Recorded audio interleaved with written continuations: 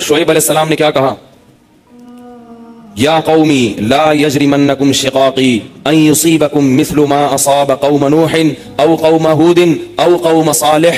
اے میری قوم، تو اچھا اس قوم کو بھی واقعات معلوم تھے، اس آیت سے پتہ چلتا ہے. اے میری قوم، ایسا نہ ہو کہ جو عذاب نوح علیہ السلام کی قوم پہ آیا جس کا تمہیں پتہ ہے، یا جو عذاب قوم ہود پر آیا، یا جو عذاب قوم صالح پر آیا، ایسا نہ ہو کہ وہی تم پر بھی آ جائے. اور یہ بھی کہنے لگے وما قوم لوط منکم ببعید، لوط علیہ السلام کی قوم تو بہت قریب ہے تم سے، جا کے دیکھ لو ان کے حالات، وہ تو ابھی ماضی کا قریب کا قصہ ہے. وَيَا قَوْمِ لَا يَجْرِمَنْ وَيَا قَوْمِ اسْتَغْفِرُوا رَبَّكُمْ ثُمَّ تُوبُوا إِلَيْهِ. اے میری قوم اعتراضات چھوڑ دو، استغفروا ربکم، رب سے توبہ استغفار کرو. دیکھو وہ لوگ استغفار کا مطلب سمجھتے تھے، ہم لوگ استغفار کا مطلب نہیں سمجھتے. جب شعیب علیہ السلام نے کہا استغفار کرو تو ایسا تو ان کے لیے تو بڑا آسان تھا، ایک تسبیح استغفار کی صبح پڑھ لیتے، ایک تسبیح شام کو پڑھ لیتے. تو اتنی سی بات ہے، تو ہمیں تو نماز پہ ویسی کوئی اعتراض نہیں، تو استغفار کی ایک تسبیح پہ کیا اعتراض ہوگا؟ وہ سمجھتے تھے کہ استغفار کا مطلب ہے گناہ سے توبہ، جو ڈنڈی مار رہے ہیں یہ چھوڑیں اور پھر اللہ سے توبہ کریں. یہ والی توبہ آج کل مارکیٹ سے کیا چل رہی ہے؟ بہت سی چیزیں مارکیٹ میں شارٹ ہو گئی ہیں بھائی. لوگ چینی کو روتے ہیں، یہ شارٹ ہو گئی، وہ شارٹ ہو گئی، وہ بھائی بہت ساری چیزیں شارٹ ہوئی ہیں. تو یہ والی توبہ آج کل مارکیٹ سے کیا چل رہی ہے؟ شارٹ چل رہی ہے. استغفار استغفر اللہ، ڈرامہ دیکھ کے بھی استغفار ہو رہا ہے، ہائے ہائے کیسا ہو گیا، کیسی ہیروئن ہے، توبہ توبہ، ٹھیک ہے نا، کیسا ہیرو ہے، اتنا گندا گانا، توبہ توبہ استغفر اللہ. تو یہ استغفار چل رہا ہے آج کل. تو استغفار کا مطلب وہ لوگ بولو بھائی، وہ کچھ لوگ بیٹھے ہوئے تھے نا، ایک بس میں جا رہے تھے، سب ایک بس میں جا رہے تھے، ذرا دیندار تھے وہ، تو سب نے تہیہ کیا بھائی اگر کوئی لڑکی خاتون واتون نظر آ گئے نا تو استغفار پڑھنا بھائی، ٹھیک ہے نا، کیا کرنا ہے تاکہ نظریں نیچی کر لیں، توبہ استغفار.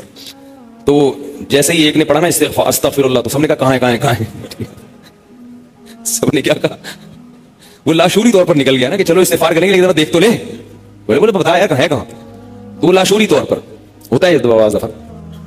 تو شعیب علیہ السلام نے کیا کہا؟ استغفروا ربکم ثم توبوا الیہ ان ربی قریب مجیب ان ربی رحیم ودود. ایک جگہ فرمایا رحیم بھی ہے اور بہت محبت کرنے والا ہے. ودود محبت کی سپرلیٹو ڈگری ہے، بہت محبت کرے گا تم سے، بہت زیادہ محبت، اتنی محبت کہ اس کے لیے تم نے گناہ چھوڑ دیا بھائی، بہت محبت کرے گا. تو ظاہر ہے اللہ جب محبت کرتا ہے تو ہماری طرح نہیں ہے کہ بہت محبت ہے بس ہے، تو بھائی یہ پیسے تو اتنی محبت ہے تو ٹھیک ہے نا. آپ کو کوئی دوست پریشانی میں آئے آپ کے پاس، بہت پریشان تھا، اس کو پیسوں کی ضرورت تھی، وہ آپ اس سے کہہ رہے یار مجھے تمہیں، آپ کو پتہ نہیں تھا کہ ابھی یہ پیسے بھی مانگ لے گا مجھ سے، کہہ رہے یار مجھے تم سے بہت محبت ہے، ایکچولی میں بتا نہیں سکتا بہت محبت ہے. وہ بڑا خوش ہو گیا بھائی اب تو ٹھیک ہے بھائی. تو کہہ رہے یار مجھے نا 100 روپے کی ضرورت ہے. اب آپ کہہ رہے یار یہ کیسے موقع پہ میں نے اظہار کر دیا محبت کا، ٹھیک ہے. تو ہم لوگوں کی محبت کیسی ہوتی ہے؟ ایسی ہوتی ہے. اگر ہمیں پہلے سے پتا ہوتا پیسے مانگتا ہے تو ہم کیا کہتے ہیں؟ یہی محبت کچھ نہیں ہوتا. مفتی صاحب نے بیان کیا تھا لویریا پر، وہ جا کے سن لینا، پھر ایسا کہیں گے ہم.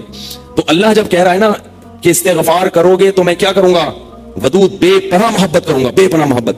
اس کا مطلب ہے کہ پھر اللہ نوازے گا، بہت بہت نوازے گا، رزق کی فراوانی کر دے گا، رزق کے دروازے کھول دے گا، دل میں سکون ڈال دے گا. اگر پریشانی بھی آئے گی تو درجات کو بلند کرنے کے لیے، جیسے یعقوب علیہ السلام پر پریشانی آئی، جیسے یوسف علیہ السلام پر پریشانی آئی تاکہ مصر کا بادشاہ بنا دوں، پھر وہ پریشان کرنے کے لیے پریشان نہیں کرے گا، وہ پریشان کرے گا خوشی دینے کے لیے. آپ حیران ہو کہ خوشی دینے کے لیے بھی کوئی پریشانی ہوتی ہے؟ ہوتی ہے. حدیث میں آتا ہے کہ ایک بوڑھی عورت نے نبی صلی اللہ علیہ وسلم سے پوچھا کہ کیا بوڑھی عورتیں جنت میں کیا میں جنت میں جاؤں گی؟ آپ نے فرمایا نہیں. ارے بھائی نبی کے منہ سے ایک عورت سن لے کہ میں جنت میں نہیں جاؤں گی، اس پہ کیا گزرے گی؟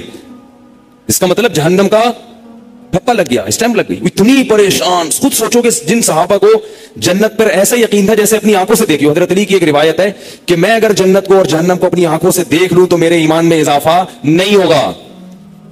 تو جن لوگوں کا ایمان ایسا ہو نبی پر، ایک ایک بات پر وہ نبی کے منہ سے سن لے کہ میں جنت میں نہیں جاؤں گی، تو اس پہ قیامت نہیں آ گئی ہوگی.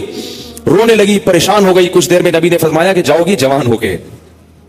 اس کنڈیشن میں اب یہاں ایک نقطہ اٹھایا ہے کہ بھئی ایسا مذاق کرنا جس سے تکلیف ہو. کسی مسلمان کو تکلیف دینا تو جائز نہیں ہے، تو نبی کیسے تکلیف دے سکتے ہیں؟ اتنی تکلیف میں ڈال دیا بیچاری کو. تو اس کا جواب یہی ہے کہ بعض دفعہ تکلیف کسی بہت بڑی خوشی کا پیش خیمہ ہوتی ہے. نہیں آئی بات؟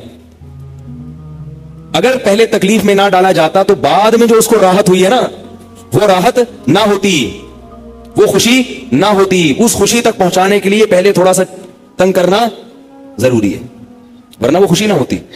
تو اللہ بھی اگر اپنے نیک بندوں کو پریشان کرتے ہیں تو وہ پریشانی کسی بہت بڑی کامیابی کا پیش خیمہ ہوتی ہے, پیش خیمہ ہوتی. پھر اس میں تسلیاں بھی ملتی رہتی ہیں. ان کا تنزل علیہم الملائکہ اللہ تخافوا ولا تحزنوا, فرشتے ان کے دلوں پہ نازل ہو کے خوشخبریاں دیتے ہیں کہ غم نہ کرو, خوف نہ کرو, بس یہ پریشانیاں دور ہونے والی ہیں, جنت کی نعمتیں ہیں. بعض دفعہ تو دنیا میں بھی بہت بڑی کامیابی مل جاتی ہے.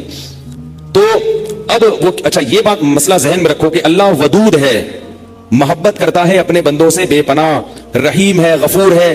یہ بہت بڑی غلط فہمی ہے کہ گناہگاروں کے لیے بھی ہے. نہ نہ نہ, گناہگاروں کے لیے نہیں, جو گناہ سے توبہ کرنے والے ہوں ان کے لیے. ہمارے ہاں بعض خطیب اللہ کی رحمت کو ایسے بیان کرتے ہیں کہ گناہگار سمجھتا ہے کہ اللہ مجھ سے بھی بہت زیادہ محبت کرتے ہیں, حالانکہ وہ کبیرہ علانیہ گناہوں کا مجموعہ ہوتا ہے. وہ آدمی گناہوں سے اللہ کبھی بھی محبت نہیں کرتے, تو گناہگار سے کیسے محبت کریں گے؟ جو گناہ سے بچنے کی کوشش میں لگ جائے, بے شک نہ چھوٹے ہوں لیکن بچنا چاہتا ہے, اس سے بھی اللہ محبت کرتے ہیں. علماء لکھتے ہیں گناہ نہ بھی چھوٹے ہو لیکن چھوڑنا چاہ رہا ہے, لائن پہ آنا چاہ رہا ہے, تو اللہ اس سے بھی محبت کرتے ہیں. اس کے لیے وسائل پیدا کرتے ہیں, اسباب کیا آ جائے. جو نہیں چاہتا اس سے اللہ محبت نہیں کرتے. اللہ اس کے لیے غفور اور رحیم نہیں ہے. اللہ یہ کہ قانون یہ ہے, اللہ اپنی رحمت سے کسی کو بخش دے تو ایک الگ بات ہے, قانون یہ نہیں ہے. قانون یہ ہے کہ وہ کیا ہے, عزیز ذو انتقام, غالب ہے اور انتقام لینے والا ہے. ان الذين يكسبون الاثم سيجزون بما كانوا يقترفون, جو گناہ کر رہے ہیں عنقریب پتہ چلے گا, عنقریب پکڑے جاؤ گے, عنقریب ٹھکائی لگے گی. تو جس سے محبت ہوتی ہے اس سے ایسے باتیں کی جاتی ہیں. آپ کو جس سے محبت ہے آپ اس کو دھمکیاں دیتے ہیں اس طریقے سے. اللہ فرماتے ہیں کہ تمتعوا, مزے اڑاؤ مزے, ان مصيركم الى النار, آنا جہنم کی آگ کی طرف ہے. حدیث میں آتا ہے کہ میں سب سے زیادہ غیرت مند اور اللہ مجھ سے بھی زیادہ غیرت مند ہے. اور اللہ کی غیرت کو اس وقت جوش آتا ہے جب کوئی اللہ کے حرام کردہ کاموں میں سے کوئی کام کرتا ہے. یہ کون چیخ رہا ہے بھائی؟ ان کو سنبھالیں بچوں کو باہر, کیا ہو رہا ہے؟ پیچھے لوگ بیٹھے ہوئے ہیں دیکھ نہیں رہے ان کو. تو اللہ کو غیرت کس وقت آتی ہے؟ حدیث کے الفاظ ہیں کہ جب کوئی بندہ اللہ کے حرام کاموں میں سے کسی کام کا ارتکاب کرتا ہے. اللہ کھلا رہا ہے, اللہ پلا رہا ہے, پھر آپ ناجائز کی طرف جا رہے ہو. تو حدیث میں یہ نہیں آتا کہ جب کوئی بندہ گناہ کرتا ہے تو اللہ کو رسول اور محبت کا بڑا جوش آتا ہے. نہ نہ, پھر اللہ کو غیرت آتی ہے اور اللہ کی صفت انتقام جوش میں آتی ہے.